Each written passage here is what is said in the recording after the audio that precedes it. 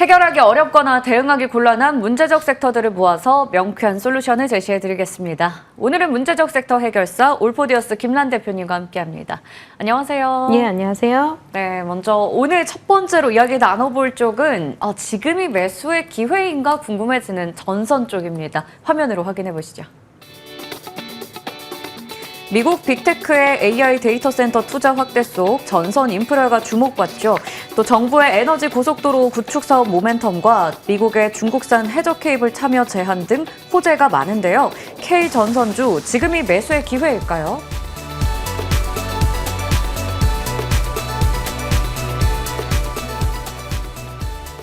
네, 미국 정부에서 중국산 해저 케이블 사업에 이제 참여를 제한하는 그러한 또 규제를 냈습니다. 안 쓰겠다라는 건데, 그러면 이제 우리 통신용 케이블 같은 직접적인 수혜를 받는 쪽뿐만 아니라 HVDC 같은 쪽들도 마찬가지로 반사이익에 대한 기대감이 있습니다. 이게 실제적으로 얼마나 또 수치로 집계가 될지 국내 전선주 기대해도 괜찮을까요?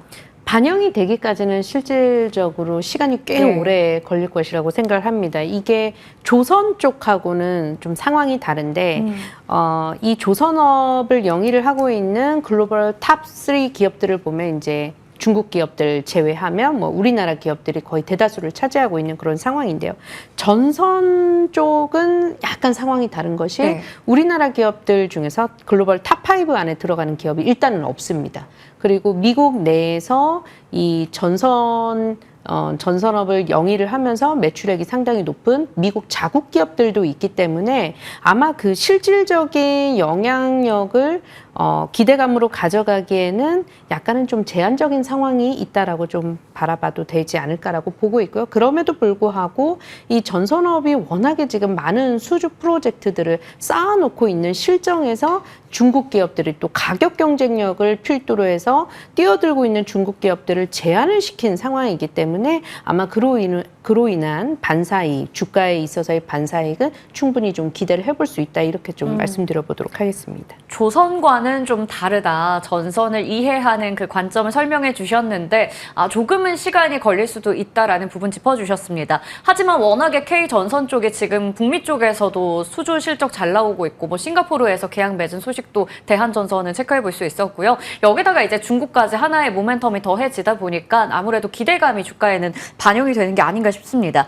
자, 그러면 앞서 짚어봤던 것처럼 국내외 쪽으로 해서 수요 확대에 대한 기대감이 상당한 만큼 향후의 실적 전망을 좀 짚어볼까요? 네, 지금 보시면 LS전선이 가장 많은 매출을 내고 있어요. 네. 그런데 이제 여기 있는 비상장사죠. 그렇기 때문에 시공을 담당을 하는 그러니까 전선 케이블을 만드는 것은 이제 LS전선이 만들고, 그리고 이 만들어진 전선을 가지고 시공을 하는 게 같은 계열사 내에서는 LS 마린 솔루션이 있습니다. LS 마린 솔루션 같은 경우에도요, 굉장히 많은 수주 잔고를 확보를 하고 있으면서 그로 인해서 이제 주가가 꽤 많이 올라왔어요. 지금 올해 초만 하더라도 한 12,000원, 3,000원권에서 움직였던 종목이 거의 3배 가까운 상상을 보였다가 최근 들어서서 약간 이제 조정을 받았던 그런 상황인데요. 주요 이평선을 이탈하지 않은 그런 상황이기 때문에 아마 향후에도 계속된 실적 그리고 수주 잔고가 충분히 녹여져 있는 그런 상황이다라고 좀 바라봐도 괜찮지 않을까라고 보고 있고요.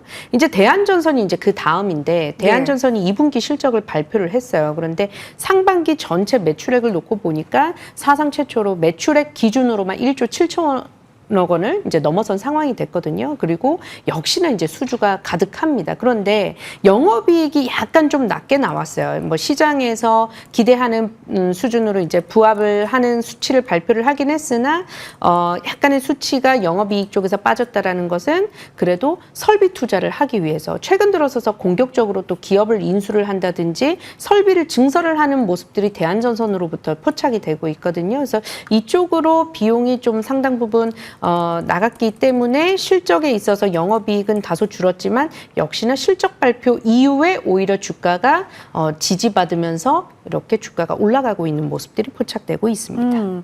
LS 마린 솔루션과 대한전선 좀 긍정적인 관점에서 봐주셨습니다. 그런데 반면에 우리가 항상 전선주 하면 제일 먼저 얘기했던 대표주들은 좀 어떨까 봐야 될 것 같은데 HD 현대일렉트릭이나 뭐 LS 일렉트릭 그리고 최근에 많이 얘기했던 산일전기 같은 경우에는 고점 찍고 좀 꺾여 있긴 하거든요. 이런 종목들의 기술적인 분석은 어떻게 좀 보세요?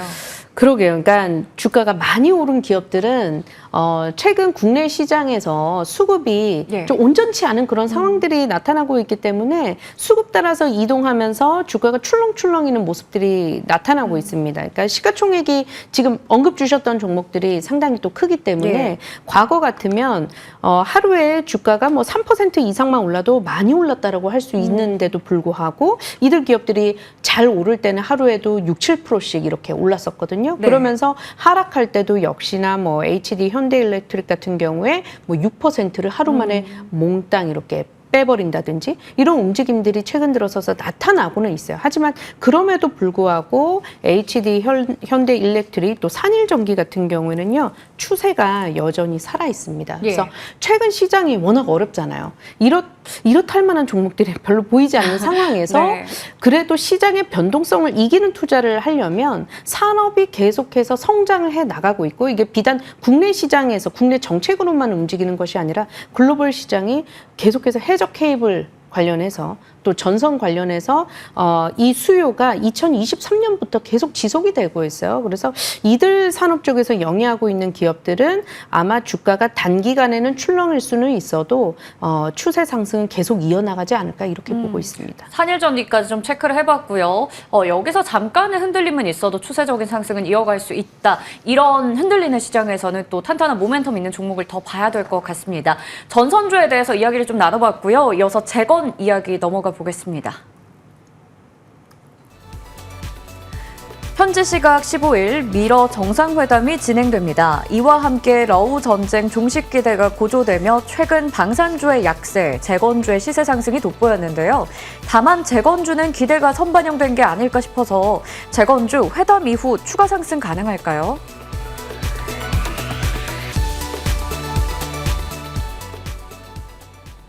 네, 미국과 러시아 이제 정상 간의 그 회담이 임박했습니다. 현지 시간으로 15일이기 때문에 우리 한창 뭐 휴가철일 때거든요. 네. 그래서 사실 재건주를 뭔가 트레이딩을 한다면 오늘, 내일 당장 이제 그러고 나면 다음 주 월요일에 땅 이렇게 될 텐데 여기서 세론으로 봐야 될까요? 아니면 추가적인 시세가 나타날 수 있을까요? 지금은 단기 모멘텀 플레이를 하기에는 좀 시장이 불안정하다라고 말씀드리고 싶어요. 그래서 오히려 제가 이 주제를 선정을 했을 때 재건주의 경우에는 만약에 정말 이번에 진짜로 미국의 대통령과 러시아 대통령이 만나서 회담을 성공적으로 이끌어서 정말 종전을 선언을 하게 된다면 이제 시작하는 것이거든요. 그래서 관련된 기업들의 어떤 영향권은 지금부터 이제 시작이다라고 말씀드리고 싶습니다. 그렇기 때문에 장기적으로 이제 보자는 건데 이걸 이제 주식시장에서 단기 모멘텀 플레이를 하자고 보니까 요새 세론이 많이 나오고 있어요. 네. 주가가 급등을 하면 세론이 많이 나옵니다. 얼마 전에 이 관련된 소식이 발표됐을 때 이제 15일에 만난다라는 그런 소식이 발표됐을 때 주가가 가장 많이 올랐었던 종목이 SY 스틸텍이라든지 또 HD 뭐 현대 인프라코어라든지 네. 이런 기업들이 있는데요. SY 스틸텍이 조금 유독 돋보였던 것 같아요. 주가 그 상승률에 있어서는. 그런데 이런 기업들은 아마 관련 소식이 발표가 된다면 오히려 긍정적으로 종전을 선언을 하는 어떤 뭐 내용들을 발표를 한다든지 그랬을 때에는 주가가 단기적으로 또 출렁일 수 있어요. 그래서 이제 이틀밖에 남지 않았기 때문에 이를 감안한 어떤 단기 모멘텀 플레이를 한다는 건 굉장히 또 리스크가 크다 이렇게 말씀드릴 수 있겠고요. 이 재건 사업에 있어서 실질적인 영향권에 들어가는 국내 기업들이 어떤 기업들이 있을까라고 생각을 해보면 사실은 국내 대형 건설사들입니다. 뭐 현대건설 비롯해서 포스코 인터내셔널이라든지 뭐 GS건설이라든지 이런 기업들이 실질적인 가시권에 들어가고요.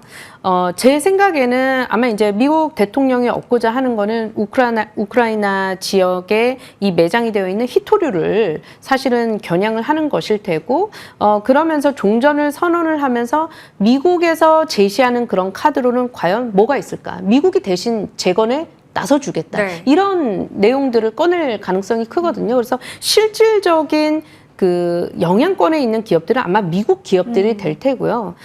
그들 기업으로 또 하청을 받는다든지 아니면 같이 이렇게 조금의 어떤 프로젝트를 나눠서 수주를 받는다라고 했을 때에는 대형 건설사들, 국내의 대형 건설사들 이 정도로 좀 보고 있고, 또 다른 축으로는 이제 우크라이나가 전쟁으로 인해서 계속 이제 종전을 하지 못하니까 여러 이제 그 글로벌 기업들이 우크라이나에서 탈출을 하고 제대로 그 사업을 영위하지 못했어요. 근데 이것이 이제 정상화된다면 국내 뭐 현대차 같은 경우에도 그랬죠. 이 현대차 같은 경우에도 다시 올해 초부터 판매 법인을 다시금 이렇게 정상화시키는 모습들이 포착이 되고 있습니다. 이제 그렇게 됐었을 때 현지에 직접 진출해 있는 그런 기업들의 정상화, 이런 부분들이 아마 수혜를 받을 수 있지 않을까라고 보고 있는데, 역시나 좀 중장기적인 시간은 좀 필요하다 이렇게 말씀드릴 수 있겠습니다. 네. 단기적인 모멘텀 플레이보다는 이제는 우리가 만약에 종전 선언이 나와버리면 이제부터가 시작이다. 그래서 중장기적인 관점에서 보자 말씀해 주셨어요. 실소해주들 항상 옥석 가리기가 너무 중요한 게 바로 이 섹터인데, 앞서 좀 미국과 연관성이 깊은, 그리고 무엇보다 우리 국내 주요한 대형 건설사 위주로 좀 언급을 해주셨습니다. 질문에 대한 답변까지 좀 받아봤고요. 자, 그러면 반면에 재건이랑 이제 반대로 가는 방산주에 대해서 이야기해봐야겠죠. 최근에 뭐 차익 실현 움직임도 좀 많이 나왔었어요. 그리고 고평가 이야기도 나왔었고, 오늘은 살짝 반등하는 느낌이 나긴 하는데, 일단은 방산주는 그러면 이 시점에서 어떻게 대응해야 될까요? 재건주하고 반대로 가는 움직임은 나타나고 있지만 역시나 이 성장성, 산업의 성장성을 놓고 봤었을 때에는 변동성에 흔들리지 말고 계속해서 좀 가져가 보는 그런 플레이가 좀 필요하지 않을까라고 보고 있습니다.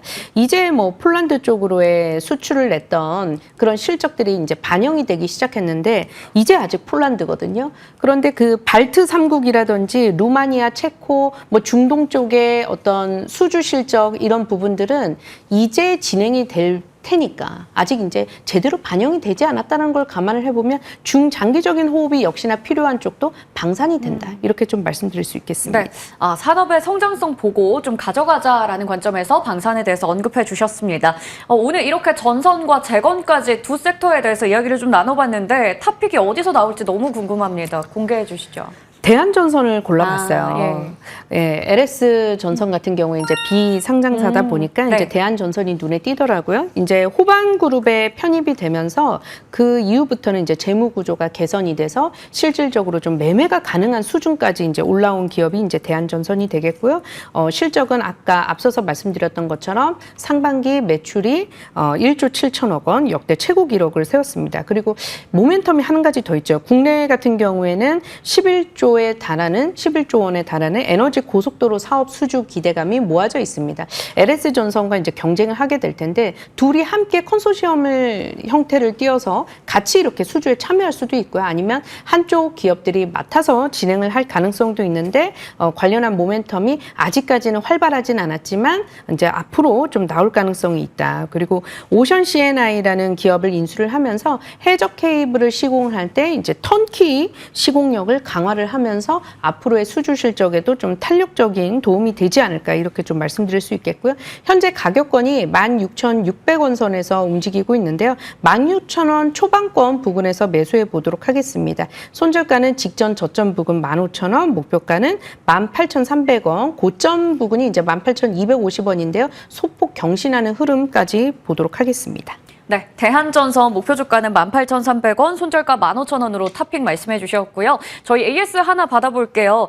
8월 6일에 말씀해 주셔서 JYP엔터 진작에 목표가 달성했거든요. 근데 오늘 실적 발표 앞두고 지금 9% 넘게 급락하고 있습니다. 지금 어떻게 대응해야 될까요? 엔터주를 대응하셨던 분들은 실적 발표 당일날 빠졌던 다른 기업들 아마 생각나실 거예요. SM도 그랬고, 하이브도 그랬고, JYP도 그런데 아마 오늘 아직까지도 탈출을 못 하셔서 들고 계신 분들이라고 한다면 계속해서 좀 가져가 보는 전략. 이제 실적을 발표를 하게 될 텐데요. 이제 오늘입니다. 그런데 JYP 같은 경우 환율 효과도 있었고요. 3분기, 4분기로 갈수록 실적이 꽤 괜찮을 것이다. 이런 거 감안해 본다면 변동성은 나왔지만 변동성 전에 직전에 나왔으면 모르는데 지금 이것을 이제 맞았다라고 한다면 지금은 가져가서 다시금 올라올 때까지 좀 버텨보는 전략으로 말씀드려보도록 할게요. 지금까지 가지고 있다면 일단은 계속해서 보유하고 반등 나왔을 때 또 수익을 실현해 보자라는 관점에서 말씀해 주셨습니다. 오늘 이 시간에 올포디어스 김란 대표님과 함께했습니다. 저희 성공 마감 전략 1부에서 준비한 순서는 여기까지입니다. 잠시 후 성공 마감 전략 2부에서 다시 인사드리겠습니다. 고맙습니다.